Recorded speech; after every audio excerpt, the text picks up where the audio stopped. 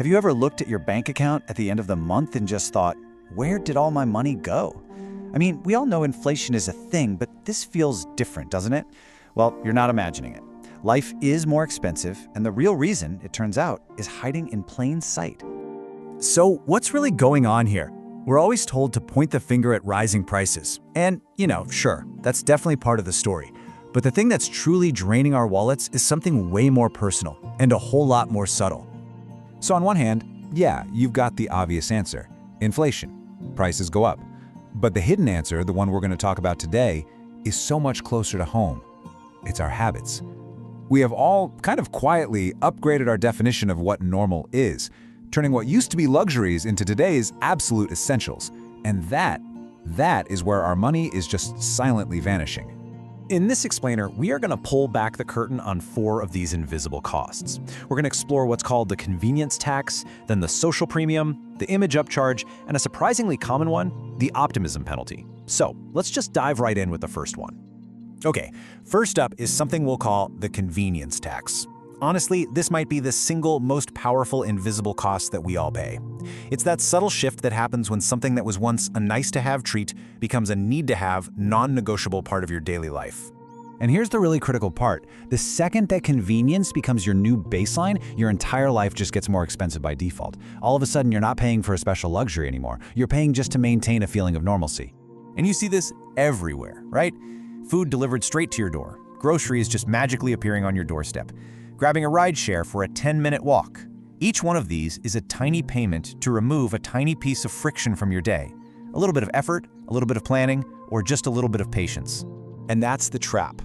When a simple act, like cooking a meal, starts to feel like this huge inconvenience that you have to pay to avoid, you are officially paying the tax.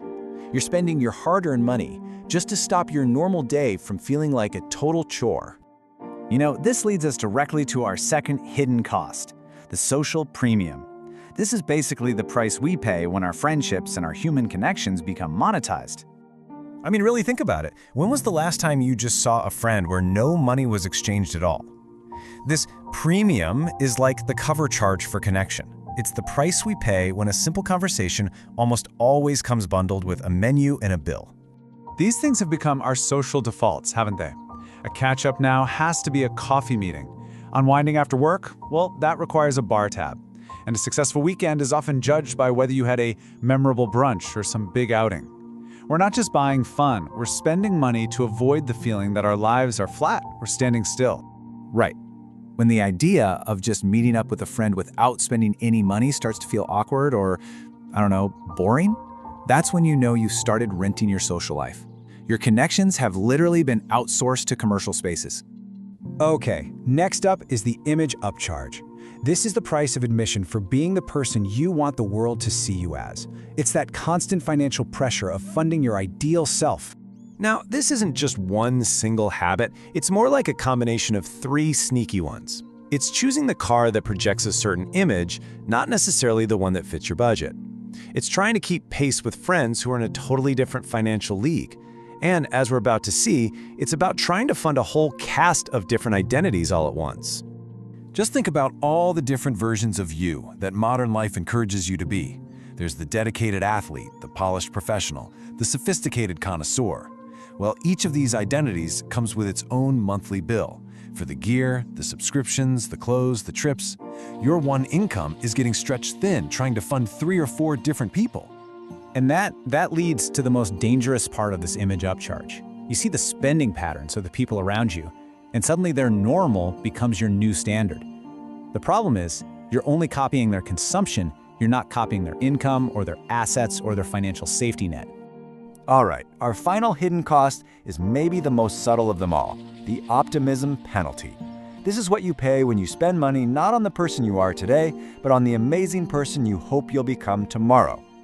And this habit feels so productive, doesn't it? Buying the fancy workout gear, signing up for the online course, getting all the productivity tools. It feels like you're taking a huge step forward. But so often, what you're really doing is just renting a feeling of motivation without ever doing the actual work. And this creates such a powerful, frustrating loop. First, you aspire to improve yourself. Then, you acquire the tools you think will make it happen. But then, life gets busy, you procrastinate, and pretty soon you find yourself looking for that next purchase to get that spark of motivation back. The act of buying becomes a substitute for the act of doing. So, what's the solution to all this? Look, this isn't about creating some punishing budget or making you feel guilty. Not at all. The single most powerful first step is simply awareness. Just learning to see these invisible costs for what they actually are. So let's just put it all together. When convenience becomes your default way of life, it's a tax. When connection always requires a transaction, it's a rental. When your public image needs constant funding, it's a recurring charge. And when you buy things for the person you hope to be, well, that's a penalty. These are your real, invisible bills. And that just leaves us with one final, crucial question. This isn't about judging these habits as good or bad. It's just about understanding their true price. So, I want you to take a moment and just ask yourself, what is your normal really costing you?